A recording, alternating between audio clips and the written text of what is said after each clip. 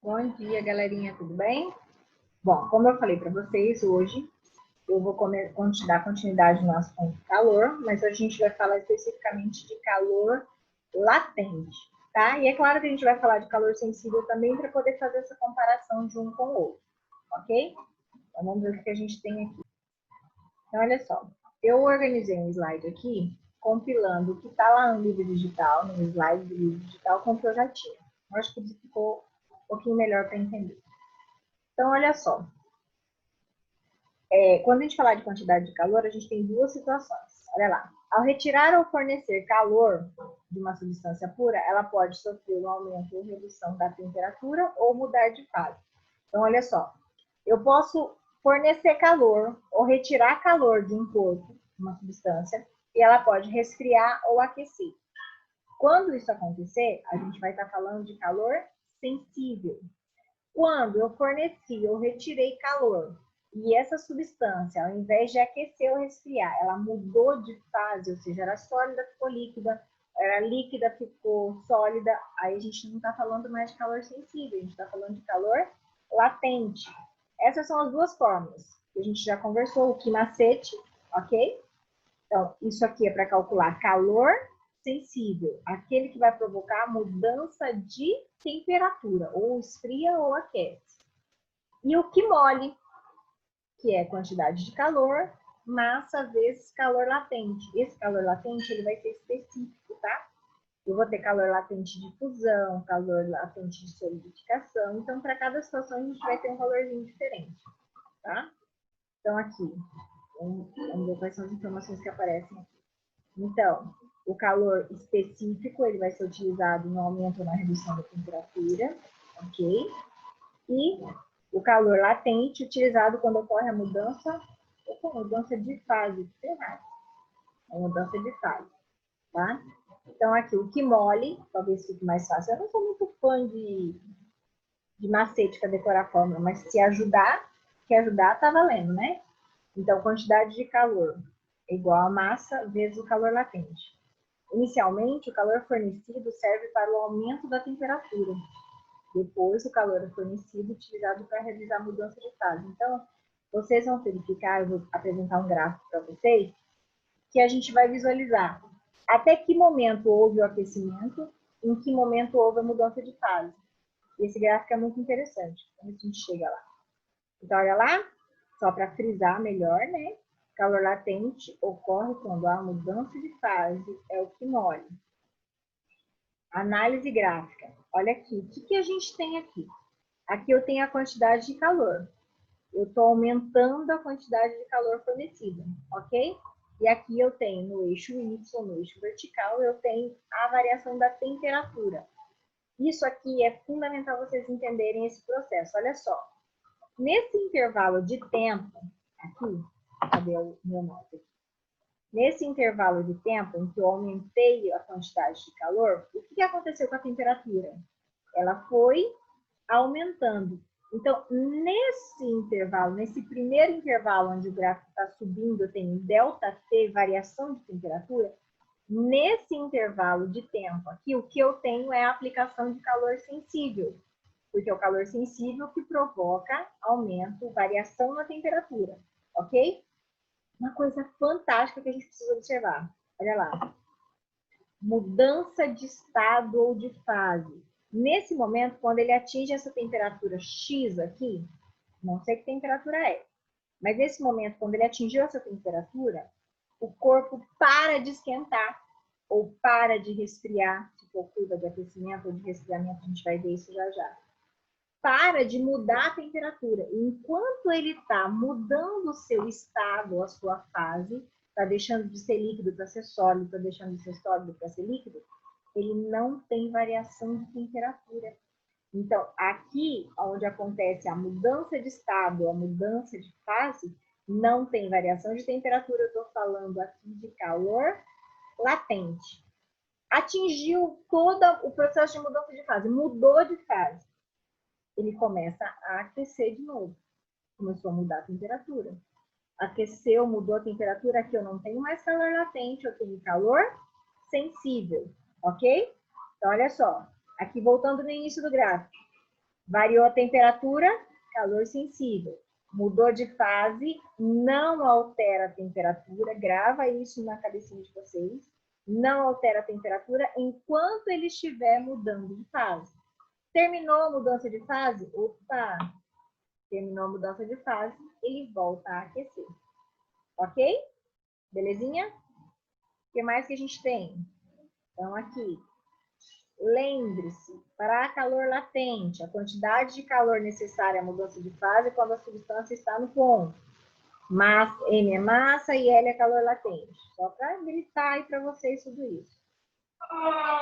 Né? O que é essa curva de aquecimento? Presta atenção. Eu acredito que no livro de vocês apareça também. Mas olha só. O que a gente tem?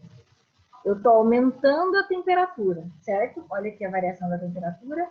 Está indo de uma temperatura negativa, abaixo de 0, até 100 graus. Ou vai passar de 100 graus. Vamos analisar isso. Então, aqui eu estou falando de um corpo que está, de uma substância que está em estado sólido. Eu forneci calor aqui, ó. Tá vendo? Essa linha aqui, além de ser a linha do tempo, também é a linha da quantidade de calor que eu estou fornecendo. Ok? Então, olha só. Passando o tempo, a temperatura vai aumentando. Então, aqui está havendo um aquecimento. Esse aquecimento é provocado pelo calor sensível. Ele ainda está no estado sólido. Aí, quando ele chega nessa temperatura de 0 graus, ele começa a derreter. Começa o processo de fusão, certo? Então, começou a fusão nesse intervalo de tempo roxinho aqui. Não tem variação de temperatura. Aqui no ciclo B, nessa fase do ciclo B, eu tenho calor latente de fusão, ok?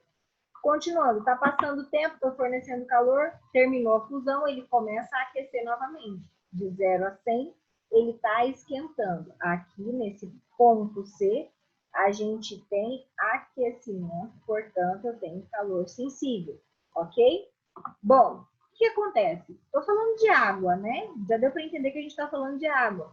Por quê? Quando ele chega a 100 graus, ele começa a mudar de fase. Ele começa o estágio de ebulição. Então, enquanto ele está em ebulição, não há aumento de temperatura. A temperatura sempre constante aqui no ponto D, nessa fase D. Nessa fase D, o que eu tenho é a aplicação de calor latente, ok? Calor latente de ebulição. Passou todo o processo de ebulição, ele volta a aquecer. Enquanto ele está aquecendo, ok? Enquanto ele está aquecendo, variação de temperatura, eu tenho calor sensível. Então, notem que nesse gráfico eu tenho instantes, eu tenho momentos em que eu tenho calor sensível e tem instantes em que eu tenho calor latente, certo? O que mais? Curva de resfriamento. O processo é o mesmo, só que ao invés de aumentar a temperatura, eu estou diminuindo. Então, olha só, conforme eu vou passando o tempo, eu vou diminuindo a temperatura, olha lá, diminuiu até 20 graus, aqui até menos 20 graus, né? De 60 até menos 20 graus, eu tive um resfriamento, eu tive aqui um momento de calor específico, calor sensível, perdão.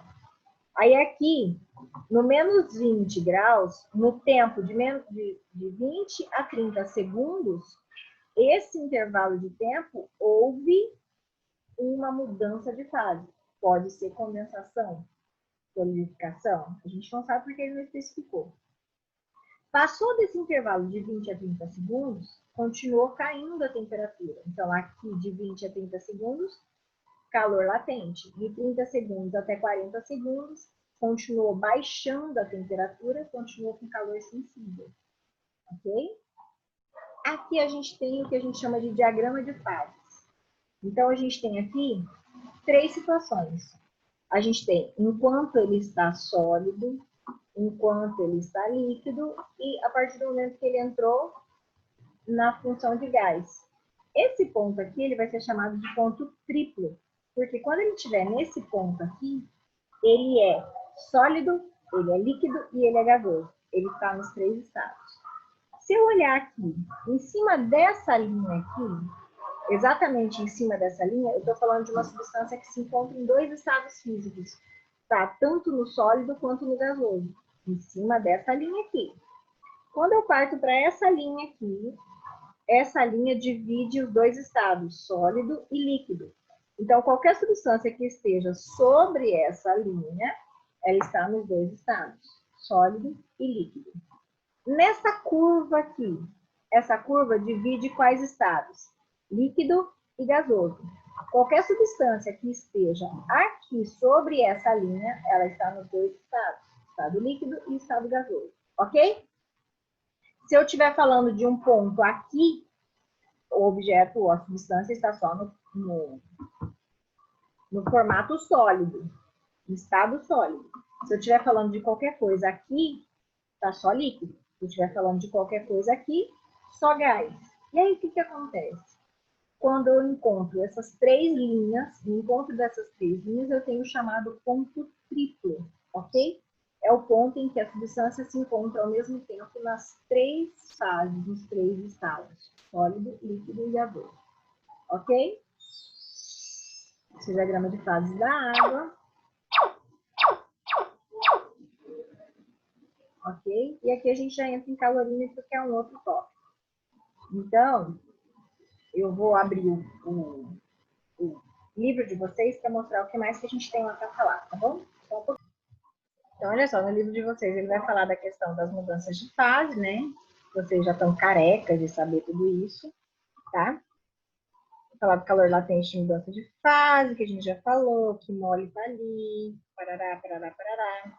Aí aqui ele mostra para vocês, ele apresenta para vocês, está lá na página 46, uma tabela com esses valores para calor latente para cada situação. Então, olha lá, no mercúrio, calor latente de fusão, calor latente de vaporização. Então, quando vocês forem fazer os exercícios, vocês vão ter que usar isso aqui, tá? Aí, se for na prova, professora, não vai ter a tabela, vou ter que decorar? Não, claro que não. O exercício vai ter que te fornecer, tá? Fiquem tranquilos com relação a isso.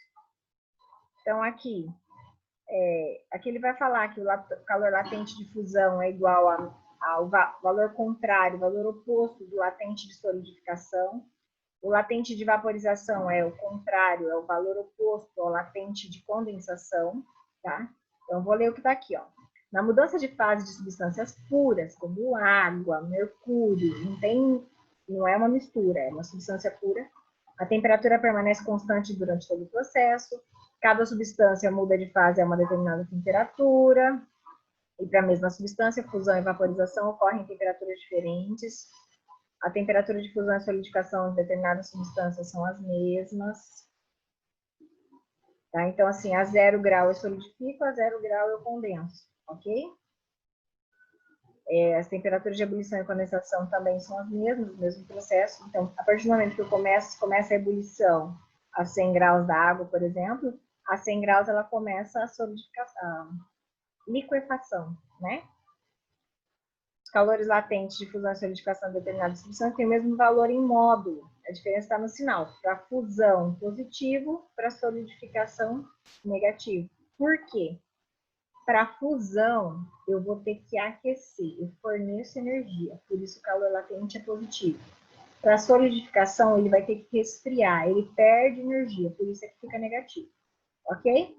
Aqui ele vai falar novamente das curvas de aquecimento e resfriamento, a gente já comentou lá, certo? Vocês deem uma olhada com um pouquinho mais de calma sobre isso aqui, mas a gente falou lá, tá bom? Aqui é a curva de resfriamento, o diagrama de fase, como eu mostrei para vocês. Então, aqui, no ponto 3, ele é sólido e gasoso. No ponto P, ele é os 3. No ponto 1, em cima da curva, ele é sólido e líquido. No ponto 2, em cima da curva, ele é líquido e gasoso. Ok? Ponto triplo, ele é os 3. Aqui para o CO2, gás carbônico, né? E aqui para H2O, para água. Certo? Tem um outro ponto também, que é o ponto crítico. Que ele vai... Aqui ele aparece o ponto C? Aqui. Esse ponto crítico, ele não apareceu lá no meu slide, mas aparece aqui para vocês. Ele significa o quê? Olha só.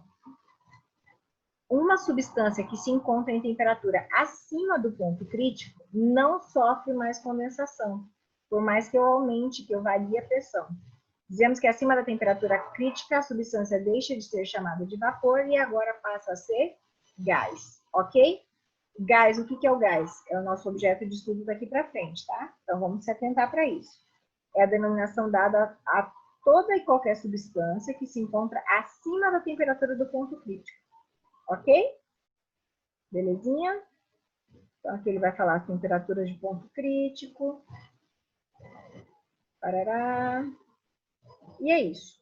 Eu vou ficando por aqui, vou deixar uma atividade para vocês. Tá? Qualquer dúvida, vocês podem me perguntar no Zap ou então aguarde a nossa live na quinta-feira. Tá ok? Um beijinho, tchau, tchau, fiquem com Deus. Até a próxima.